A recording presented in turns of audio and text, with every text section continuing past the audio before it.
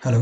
तो आज हम लोग पढ़ेंगे डेल ऑपरेटर के बारे में। डेल ऑपरेटर क्या होता है? डेल ऑपरेटर मेरे पास बहुत मतलब एक तरह से ऑपरेटर है। ये किसी भी चीज़ में लगता है तो उसके साथ इसका मीनिंग आता है। इन ऐसे इसका कुछ अपने में खुद खुद का कोई मीनिंग नहीं है, बस एक चेंज दिखाता है, राइट। इसको डिनोट किया जाता है ऐसे, डेल ऑपरेटर को।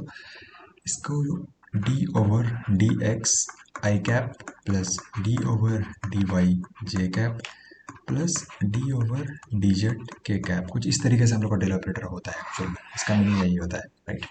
डेल ऑपरेटर मतलब दिस। तो जब भी किसी चीज़ में अप्लाई करना पड़े तो फिर हम लोग इसको इसी तरीके से हम लोग अप्लाई करते हैं, ठीक है।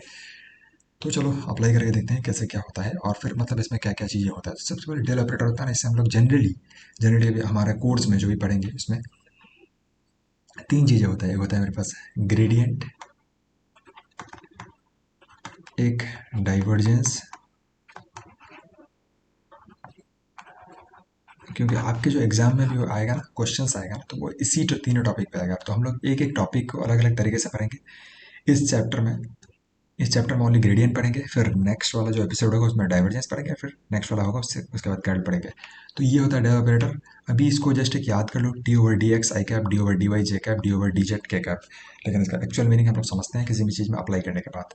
तो ग्रेडियंट अब हम लोग पढ़ने आते हैं, राइट। तो ग्रेडियंट के लिए हम लोग पढ़ने के लिए सबसे पहले थोड़ा सा एक पेज को अप कर देते हैं। तो जस्ट ठीक है। तो ग्रेडियंट क्या होता है? ग्रेडियंट एक तरह से हम लोग किसी भी अगर स्केलर क्वांटिटी है ना, उस स्केलर क्वांटिटी में एक तरह से उसका परपेंडिकुलर डायरेक्शन में चेंज दिखाने का काम करता है। लाइक मान लेते हैं अगर हमारे पास है 3x² प्लस 2y।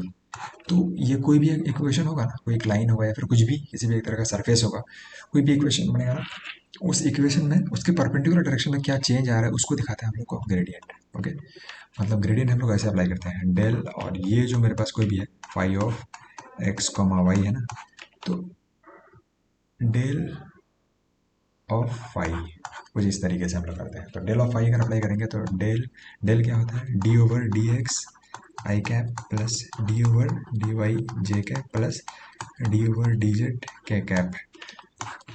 और इसमें हम लोग अप्लाई करने हैं, किस में अप्लाई करना है? फाई पे अप्लाई करना है। ओके, हम लोग अप्लाई करके दिखाते हैं इसमें कैसे। तो फाई की जगह हम लोग क्या हो जाएगा? 3x² plus 2y plus this.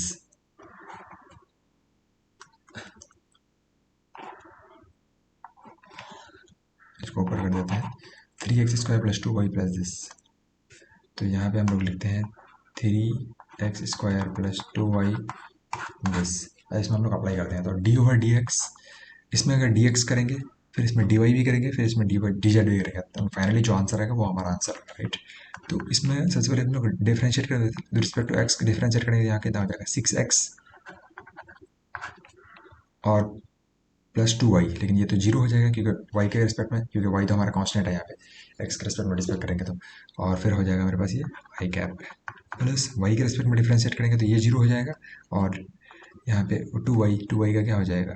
Only 2, जो कि हो जाएगा मेरे पास जे कैप प्लस, और ये हो जाएगा डी ओवर डी जेड, ये जीरो हो जाएगा। तो बस इतना ही आंसर हुआ।